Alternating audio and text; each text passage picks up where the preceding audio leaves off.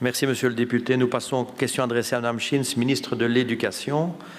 La première est posée par Monsieur De Stex sur le cours d'histoire à la carte en fonction de l'origine des élèves.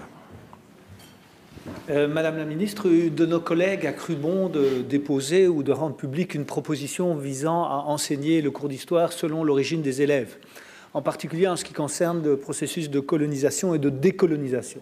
Alors le MR, nous sommes totalement évidemment opposés à cette proposition, qui est d'abord impraticable au niveau des horaires, qui d'une part introduirait de graves conflits politiques au sein de l'école, mais qui surtout va contre le socle de valeurs communes que nous pensons doit être enseigné à l'école.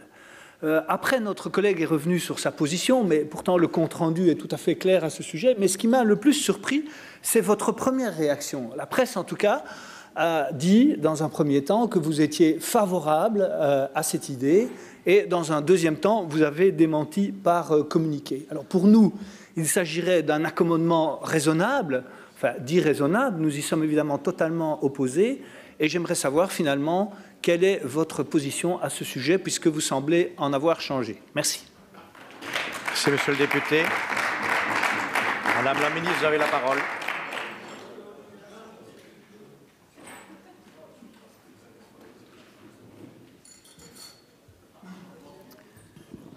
Je m'inscris évidemment en faux par rapport à certaines phrases qui ont pu être citées dans la presse, puisque ma position n'a jamais changé.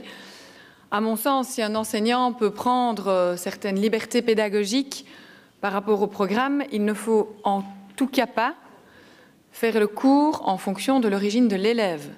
D'ailleurs, les référentiels d'histoire et le travail du pacte pour un enseignement d'excellence visent bien à renforcer la place des savoirs, notamment dans le référentiel d'histoire, et des savoirs qui reposent sur un socle de valeurs communes.